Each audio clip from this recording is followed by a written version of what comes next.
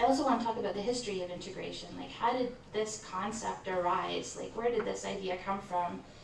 And I think, based on the literature and what I found, is it emerged from, after the Summer of Love and that widespread free love movement. You had Timothy Leary there telling everyone to turn on, tune in, and drop out. And it kind of caused people to disconnect from convention and social structures. And so there was a lot of trying out new things, which was great in a lot of ways, but then there was also some negative consequences to that. And there was a lot of young adults falling into homelessness, there was increasing STDs, young adults addicted to things like methamphetamines, children being born to parents who couldn't look after them. So those ideals and what they sometimes engendered, caused, were at odds with this kind of responsible approach to psychedelic use that we see now in the so-called psychedelic renaissance. And I also want to, again, mention indigenous cultures who don't necessarily have this sense of integration as part of, the Western way of doing psychedelics. It's embedded in their way of life and in their ceremony and in their cosmovision.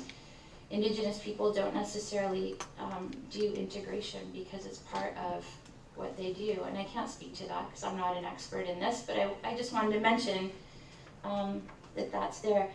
I also, like I said, wanted to mention the pioneers. Do you guys know who Lisa Bieberman is? No? She's really cool. She was at Harvard around the same time as Leary and Albert, and she started the Psychedelic Information Center. And in 1967, just after LSD was made illegal, she created this pamphlet called Session Games People Play, and it was kind of an introduction to how to do LSD. And she has a couple sections, and I'm going to read a couple of them because I feel like these are some of the people who started talking about integration. I'm going to talk about Anne Shulgin in a minute. But she says, in her section called Let's Call It a Day, actually some of the most valuable work of the session can be done during re-entry. This is the time when you can think over the insights of the session from the vantage point of someone closer to your unusual state. Sorry, I read that wrong. Of the session from a vantage point somewhat closer to your usual state.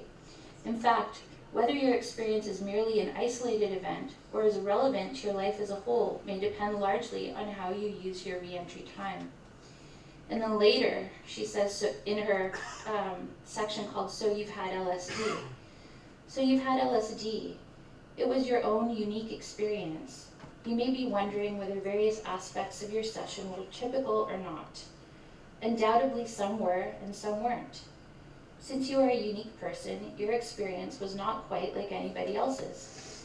If in the coming weeks you find, talking it over with your friends, that something happened to you which nobody else is expressing, this, at any rate, is very typical.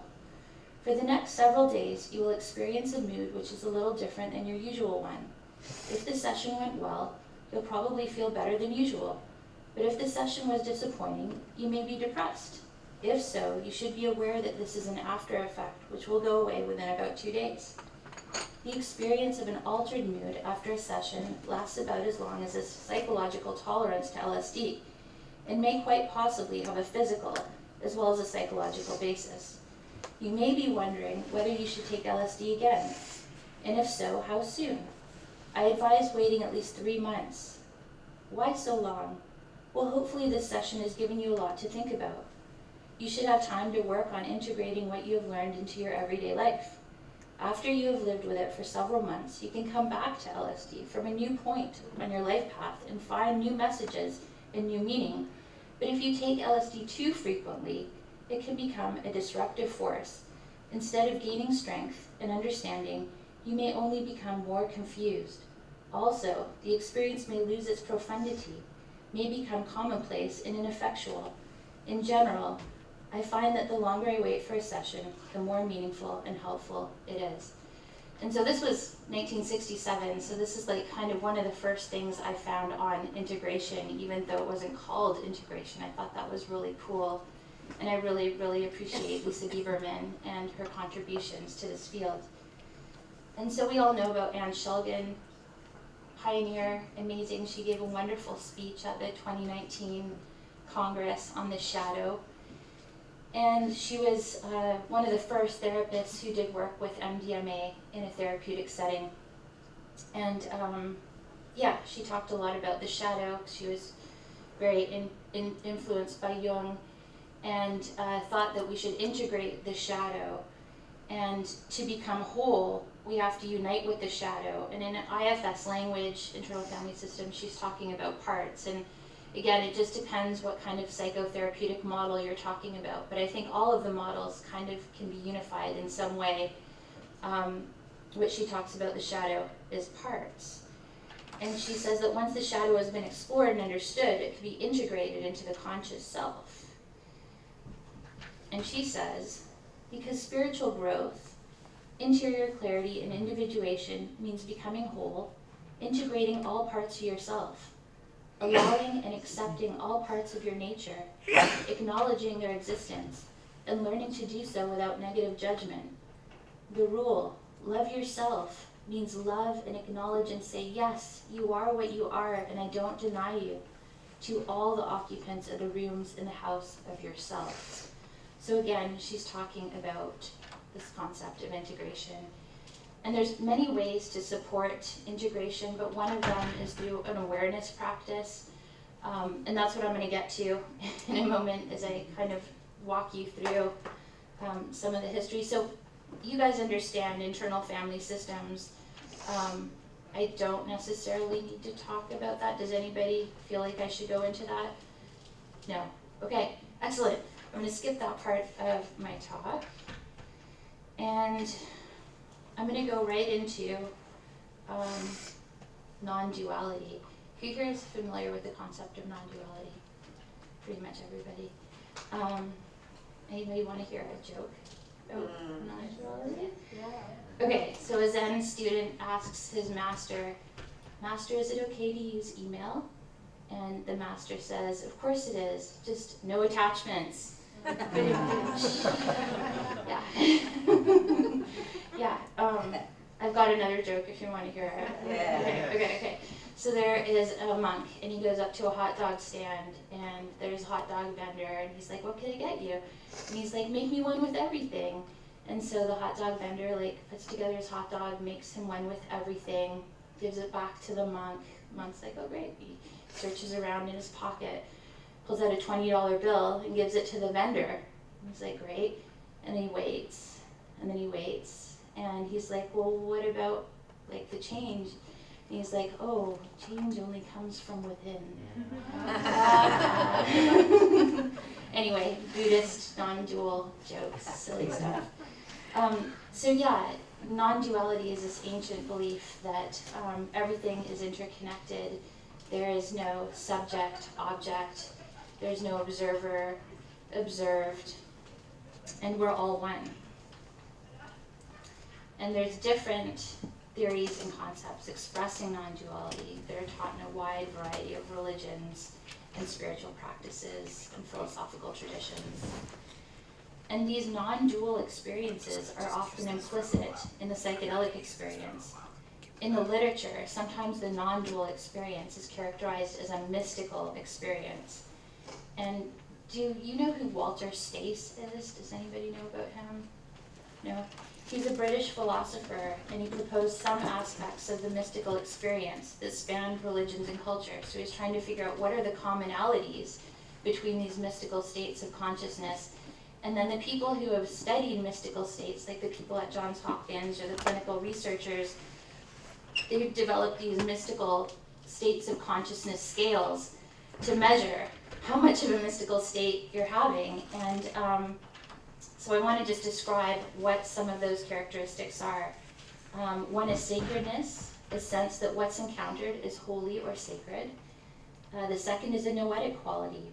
The experience is imbued with an aspect of meaning and a sense of encountering ultimate reality that is more real than usual everyday reality.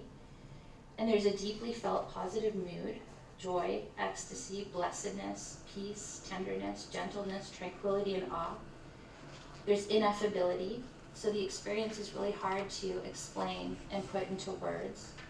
There's a sense of paradoxality. To explain the experience, one seems to have to describe the coexistence of mutually exclusive states of consciousness. And there's also transcendence of time and space. So there's this mystical experience that may have a non-spatial and non-temporal aspect. And if you've had a psychedelic journey, you may be familiar with that. What I'm describing, that time has no relevance and neither does space. You kind of just lose that. And so I wanted to give you like just a sense of the non-duality that I'm talking about, because when I get into this effortless IFS, which is next, there are dimensions of that practice that have to do with non-duality, and it's difficult to describe, so I wanted to give you this introduction here. So what is effortless IFS? And I'm the first to say I am not an expert in this practice. This is a new practice to me. It's an awareness practice, and it's something that I'm learning, and I'm a beginner. And I learned it from this fellow named Sid Freeman at an IFS unconference, because I study IFS and I practice it and think it's so awesome. And IFS is like the doing, and the EIFS, the effortless IFS, is like the being. And so I'm not gonna like get into a lot of description about like what it is, because that's Sid's work, but what I wanna talk about is my experience of what is this like awareness practice, and why could it be useful for integration work, or any time really, because I'm going to be integrating for the rest of my life, and so will everyone else with some degree, you know, just integrating life and the things that happen to us.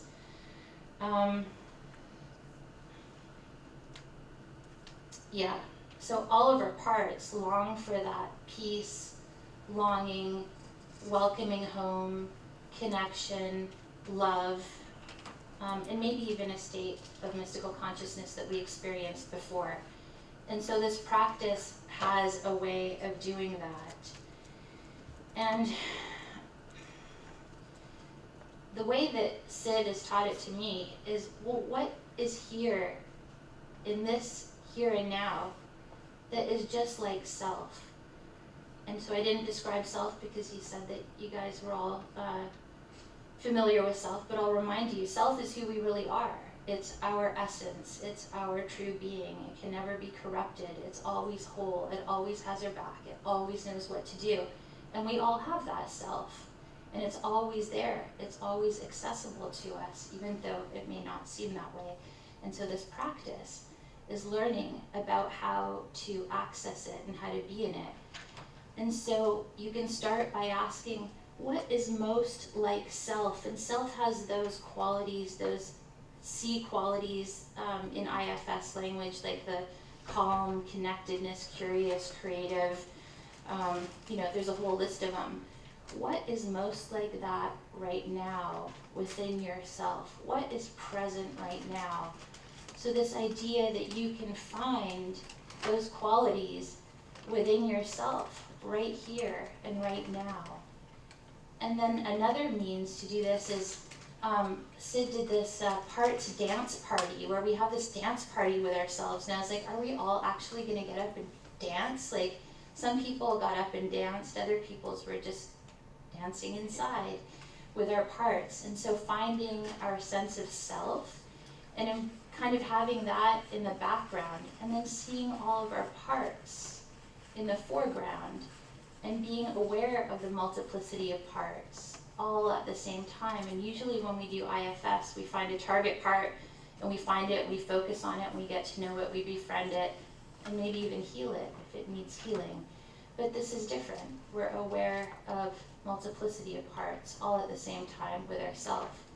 And sometimes when you move beyond that, which I've had the experience of doing in a holotropic breathwork session that I could refer back to when I do this practice, is this sense of becoming yourself and also your parts at the same time, in this sense of isness, okayness, the here and now. There's this paradoxality that I have a very hard time explaining. It's like everything and nothing all at the same time.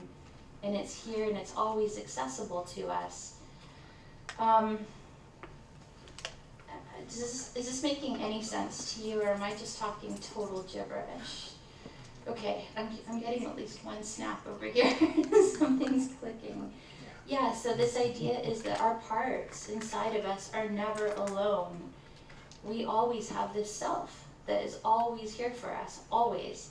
And it's just a matter of getting in touch with it and finding it. And we can be aware of multiple parts simultaneously. I don't know if you've ever done this exercise. If you like have a polarity within your system, I'll just make one up, whether to stay in a relationship or leave in a relationship, where your mind might be crazy trying to figure out what to do. And if you could be aware, maybe find them, if there's a polarity in your life, see if you could find one polarity. And just do this exercise with me. Have one thumb be one thing that one part wants to do, and the other thumb be the part that something else wants to do. And just slowly move your fingers, your thumbs, apart, and see if you can still maintain your vision of them.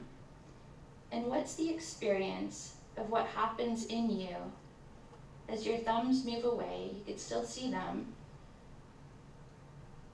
Does anyone want to share what's happening for them as their thumbs move apart? Does the polarity get less so as you move your fingers apart?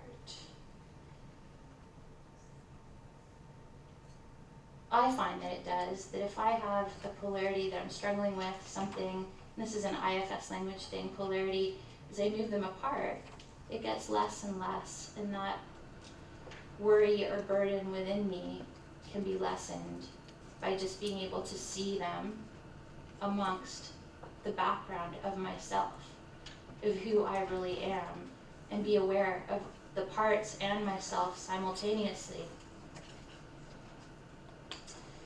And so our parts could always be welcomed home to the self. It is always there for us. And fulfillment is here now. We don't have to go looking for it outside. It's here and accessible to us right now. And so you can see maybe why this would be useful in integration practices and for our lifetime of work ahead of us. I'm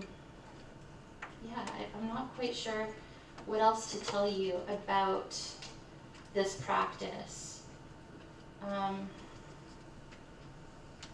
I also want to talk about maybe one other thing, is that when I talk about being aware of self and the parts, you could have this perspective like a planetarium, or some people see it as an ocean, where yourself is the background, or is the ocean, and the parts simultaneously. And this may not make a lot of sense because I don't know how many people study IFS, but it makes a lot of sense to me experientially and what I've experienced. And I wanted to share that with you and kind of open it up for discussion, questions, any of that. Thank you so much for listening to all of this stuff, even though it's kind of like, Awesome. complicated. Thank you so much. And like psychedelics are getting at the roots of solving some of our psychological distress and getting to the roots of them. We owe it to ourselves to be able to help ourselves and to do this work, but with the integration support that we can offer ourselves through the awareness practice. We can still do IFS and other psychology stuff and therapy stuff, and it doesn't have to be that. We could be out in nature, we could be journaling, we could be doing art, we could be doing whatever to integrate, but it's important that we do that work also. Does anyone want to talk about this? Anybody have any questions? Yeah. It's not exactly a question, but Yeah. I'm not a therapist. This is not my background. Yeah. But I was understanding the way that you were speaking in terms of something that I am familiar with, which is yoga philosophy, and this idea that there is, there is a larger universal self, but in the practice, there's also practice moving and spreading the awareness to different parts of the body, holding all those in the same moment is part of the, so I was feeling in terms of parts of the body instead of, maybe different categories that you would use with internal family systems, but it maps very clearly onto something that's another tool for integration. So Okay, Yeah. cool. Yeah. Cool. I'm glad. Yeah, I've done some of those awareness practices where you do like a body scan and you could be aware of all your parts of your body. Yeah, definitely. Yeah. Yeah. So thanks for taking the time to map all that out. I am a therapist and I work with ketamine in my practice. I did some training with Dick Schwartz and Phil Wolfson. I've done some ketamine treatment, which is really cool. But this thing about integration, you know, it seems like I think that it's, and you know, it's more of a discussion. Like it feels like it's a nice word. Like we're gonna do an integration process, but we live in like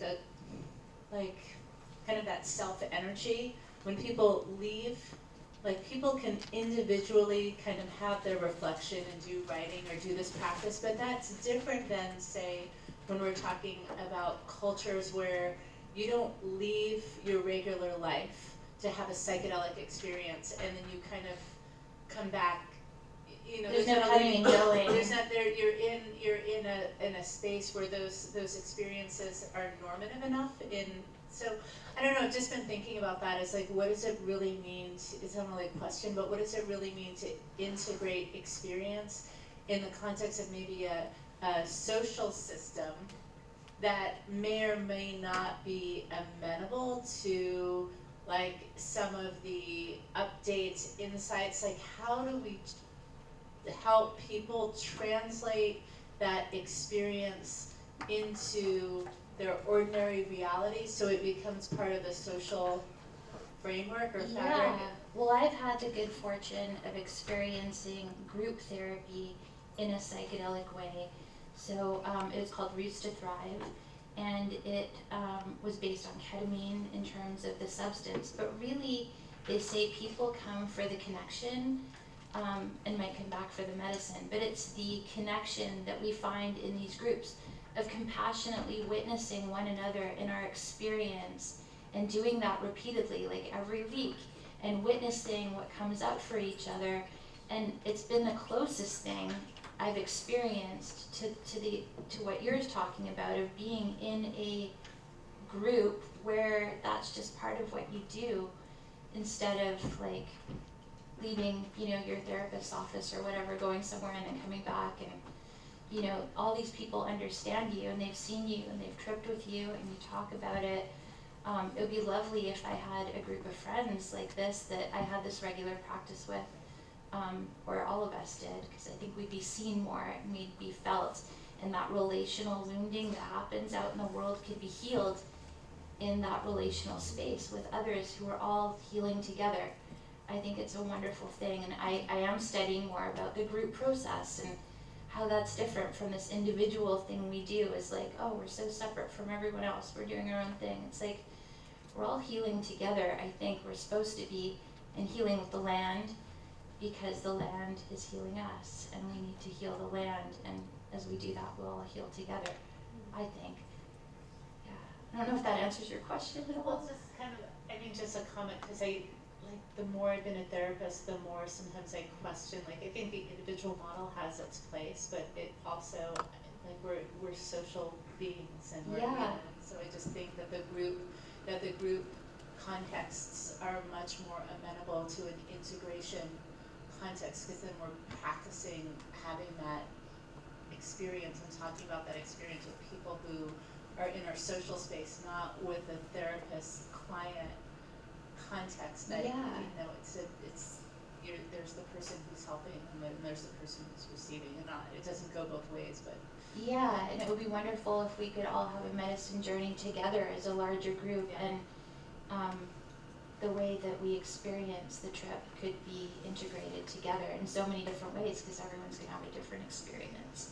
Yeah, I saw Carol with a question back there. I don't know. Oh, yeah, no. It's been coming and going. Did you still have a question? Yeah. Okay. Yeah, it even in response to what you're saying is that We have to create that with everybody and everything. And I don't think I've ever tripped with somebody where I haven't maintained that energy with them. Even if we don't see each other for a long time, you just kind of pick right back up into that place because you've been intimate on a level like no other. You know, I have friends that are over 60-year-old tripping buddies, you know, Yeah. still. But what I did my first time my hand was up was in response to when you started off with the psychedelic experience. You know, if anybody in this room has never taken a trip with that book, actually read through it and gone through all the bardos, you're really missing out on something. That and psychedelic prayers, at least one time in your life, give yourself the liberty to do that thing. And I'll end with the one line in the psychedelic experience that I used to wait for like crazy was, because we took lots of groups out with that book. "Oh, nobly born, your ego and your name game are about to cease. You're about to set face to face with the clear light." And then it was just like, you know, the whole group went in as one thing, you know. Yeah, it's really powerful. When I went through all of them, I was like, geez, which one do I read? And so I picked that one as kind of like setting the experience of Yeah. like, let's just all take off together in the psychedelic space. And It's the best thing to use if somebody is in the process of passing in real life. I mean, not, yes, you know, not Yeah. your make-believe death experience, your ego death. yeah, But, you know, when you are leaving this body, it is so helpful for whoever that spirit is. yeah, Unbelievably so. cool. That book even more than the psychedelic prayers. Okay. Yeah, I sing with the Threshold Singers, and we're not a performing group of singers. We sing to people who are at the threshold of life and death, or people who are grieving or mourning. And what Susanna talked about today about the frequency of the sound and the healing that can result from it, even though I don't understand it. You've studied this. You wrote your dissertation on this. I would love to know more about that, about the frequency and the resonance. And even what you're talking about, Carol, that resonance between two people who've had that really intimate experience, that morphic field is always there. You could just tap right into it. It doesn't matter how much time or distance, it's just there. Yeah, I get that. Anyone else?